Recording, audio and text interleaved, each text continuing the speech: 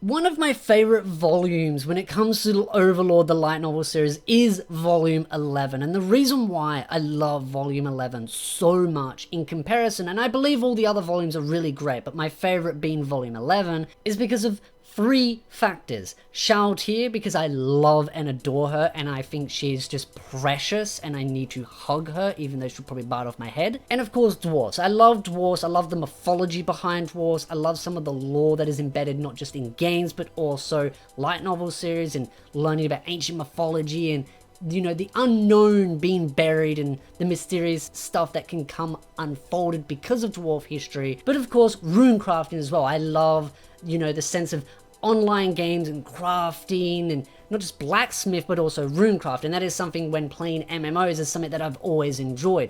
Dwarves, runecrafting, blacksmithing, making weapons and armor. And that is why this is by far one of my favorite volumes. But I will definitely note, these dwarves aren't particularly my favorite dwarves out there. There are some dwarves that I really love because of their passion towards runecrafting, but there are definitely some dwarves in this light novel series that I did not particularly like because they're very selfish, they're very narcissistic, and they're really only in it for themselves. You know, and I mean themselves. They're not looking out for the greater good of, you know, their kingdom and the people, but they're just looking out for their own interests and how they can align themselves, and they're willing to kind of try and use and manipulate, even though Ainz is trying to help them. They kind of snuff their nose at him and go, oh, you know, he's undead. They're racist. They're racist against poor Ainz. I mean, the man's just trying to strike up a deal. You know, yes, he looks scary, but jokes aside, it's definitely a fun volume. You can definitely understand why the dwarves are very skeptical, but that also means that they are kind of, you know, a little bit douchey. But the real major highlight for this volume, the one thing I just absolutely love, is the character development that goes into Shalltear.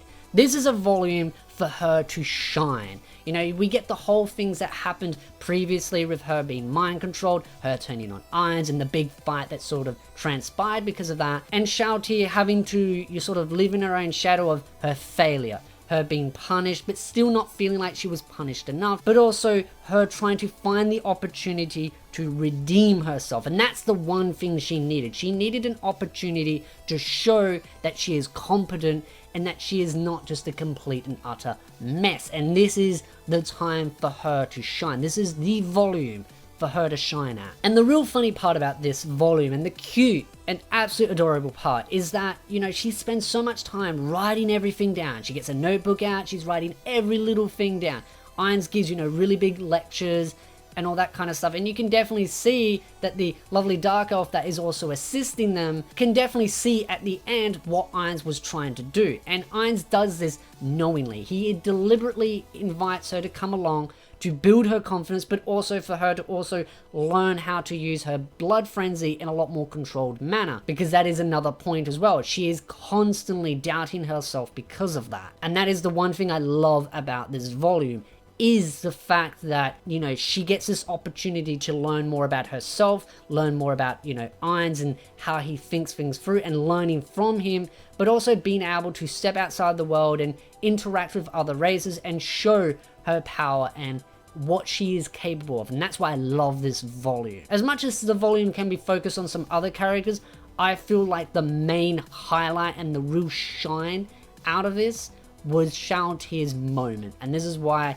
I love this volume. It really highlights Ainz's potential as a leadership. You know, something I've mentioned in some of my other videos is Ainz, yes, wings a lot of stuff. And he's definitely, you know, gotten a lot of lucky streaks because of him just being very lucky in winging things. But he definitely has some good leadership skills. He definitely shows that he's very conscious about some of the decisions that he makes. And this is one decision that he makes that is very, very well calculated and very clever. He allows and gives the best opportunity for Shalltear to build confidence, because that is the one thing she is lacking, is confidence.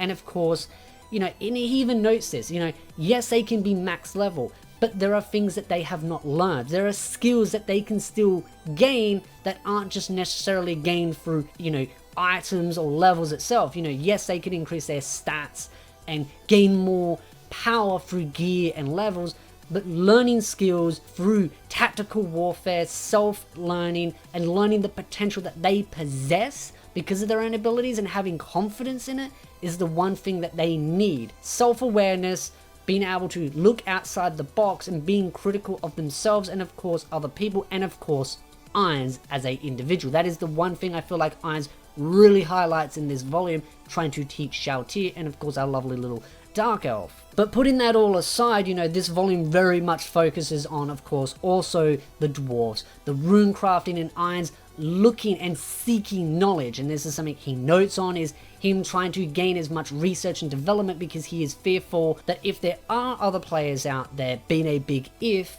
there are, he needs to be able to do a lot of research and development and catch up to hundreds of years of possibility of being behind to other players. If there are other players hiding out there in the unknown, he could be hundreds of years behind in knowledge, research, development, and having an advantage. And that is something he's sort of playing catch up on. He's trying to, you know, broker deals, work with other races, making less enemies and more allies, and gaining as much knowledge and influence on the world so that he can try and sort of sniff out if there are any players, and if there are, where are they hiding. But with Ainz trying to do all that, you know, he runs into other races, sees if there's benefits working with one race or the other, and then of course finds out there's some interesting dragons out there that he ends up having some fun with. And this is the one thing that I want to do in another video, is talk about his favorite ability, Grasp Heart.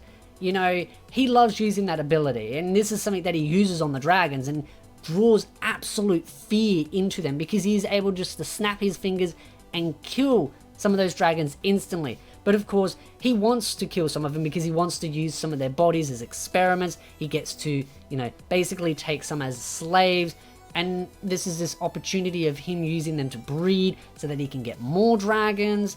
There's definitely a lot of opportunities for Ainz to learn about the world, and gaining dragons is very, very powerful because they don't die. They gain more power as they age, and because they can live on forever, it's an infinite cycle of gaining power. And so now that Ainz has one of the most powerful races at his disposal, this is definitely a very influential thing. You know, he's going to learn as much as he can about these dragons because they're possibly the only threat that he could ever face. Possibly, depending if there are other players out there or if there are other natives that possess a lot of power. That is the question to be asked. But Ainz is definitely trying to be very dubious, trying to make sure that he does not make irrational decisions, and making sure that every step he makes, he's not putting himself at danger and the tomb's interests. And so this is this constant step forward of him going to the Dwarf Kingdom, him trying to negotiate, work with them, you know, help them out, you know, I scratch your back, you scratch my back, and really the Dwarf Kingdom gets a lot out of this. You know, they definitely gain a lot of advantages out of this. They get food, they get alcohol, they get a very strong ally, they can possibly hire undead to mine for them, but of course Ainz using that opportunity to gain a monopoly, of course, in rune crafting. And this is another thing, you know, he doesn't know much about rune crafting in the game that he came from, and apparently there wasn't much knowledge on it. But that also being said, from the side stories, the game was only 30% explored. So there is so much that Ainz may not know about from the new world, and stuff that has come from the game itself into the new world. So there's so much potential for Ainz to learn, and this is the thing. He's many hundred years behind the possibility of other players, so he's trying to play catch up. And so I look forward to seeing what he gains out of the rune crafting. These dwarves are very enthusiastic, and the passion that they have is absolutely heartwarming, but also funny as well, because they have given up on it. They believe it's a dead art, they believe there's no potential to be gained, but Ainz has noted in the light novel and monologuing is that there is definitely a lot of potential in rune crafting. It's like enchanting, but there's no sort of cost to it. It's merely just having the skills available. And so I'm looking forward to seeing what Ainz gains out of it. It's, you know, an investment. He's spending the time and the resources in learning about other possibilities. Whether it's fruitful or not, knowing what's out there is the major thing. Knowledge is power. Anything and everything when it comes to gaining distinct advantages or having side advantages, having, you know, not necessarily more power, but having the ability to do stuff at a greater efficiency is a very potentially powerful thing. Imagine if he could do the same enchantments that he can do now, but without needing reagents and, you know, the cost and the time. He could shorten that. That gives him a distinct advantage, because the one thing that the Great Tomb never really had, you know, in the first couple of volumes was had a unlimited amount of resources, and they don't have an unlimited amount of resources. You know, the one thing they don't want to run out of is gold, and of course they need humans for scrolls and all this other kind of stuff. So scrolls is something when it comes to enchantments and using for different spells and abilities. So having the ability to make and do stuff that don't cost anything or need, you know, resources is very powerful. So that's the one thing I feel that's very important about this volume, is Ainz constantly seeking out knowledge. As much as some people may not see this volume as important or as grand scoped, because it's definitely, you know, a lot of politics, a lot of learning and exploring the unknown, that is the one thing I love about this volume. It's about exploring the unknown. It's basically Ainz going on an adventure as himself and not as Momon. That's what I really also love about it, and him learning and uncovering the unknown that is out there, and of course diplomatic things, while of course Albedo and Demi are doing the back end stuff. He is at the forefront dealing with other stuff, and of course is bringing the Dark Elf, Shalltear, and the lovely lizard boy that was resurrected in the previous volumes, that is escorting him out there.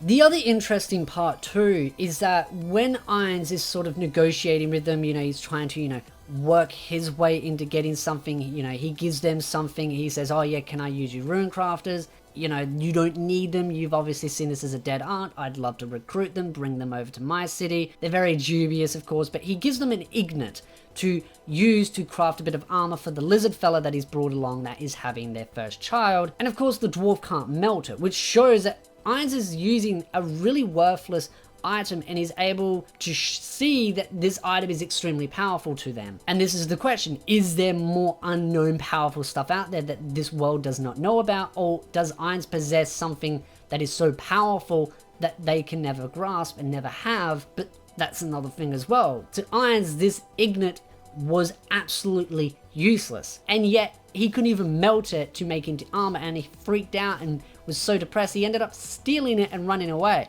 Whether he was trying to, you know, sell it or not, I don't think really bothered Ainz. He might go looking for it, or the dwarfs might go looking for it and then return it. I don't think Ainz is too fussed about it. But the other thing too also is, as I mentioned before, you know, Ainz goes out there, he finds the dragons, he brings them under his slavery, or they work for him now. The one dragon that I found kind of interesting is the sort of the larger one that's more about knowledge and less about power. I'm interested to see if Ainz uses this dragon more and gets him to do research, because he's very much about knowledge. He likes learning stuff, this dragon. So, and he understands how powerful Ainz is. So I'd like to see if maybe Ainz uses this opportunity to be like, you know what, you can hang out in the library, you can learn about stuff. Of course, the Dark Elf girl ended up bringing it as a pet, but I'm still wondering if maybe Ainz might be like, you know what, I have a better use for it, or maybe, you know, the Dark Elf girl may be like, I don't want it anymore, I've got the other dragons. Ainz might find a different practical use for it. So I'm interested to see where the dragons get used, as well as, of course, the rune crafting. That being the major focus for this volume. Of course, at the end of the volume, we get to see a little bit of Enri, the dwarves being intertwined into the town, her dealing with that, her, of course, going over a lot of the stuff of managing the, you know, the goblin army, the dwarves, and of course being now married and, you know, being in bed with the potion master. The other thing too is also to note is how this sort of town is slowly growing into almost like a city with such a large population, them having to deal with so many more mouths to feed, growing farms, building more infrastructure, you know, breeding chickens so that they have a larger, you know, amount of resources of food, because of course more mouths to feed. That is something that I feel like was quite needed, is just to kind of highlight how the world is changing, evolving, and how again Ainz's influence and of course Enri's influence impacts this town and the world itself. I mean, that was kind of a nice little note at the end of the volume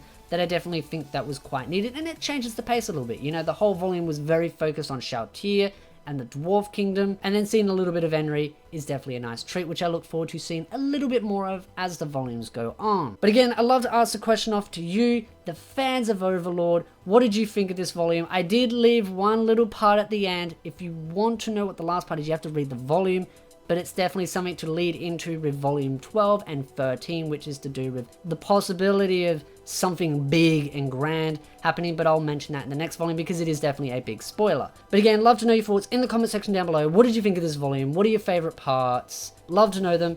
If you like this video, hit the like button, subscribe for more anime content, and I'll see you beautiful nerds, in the next video.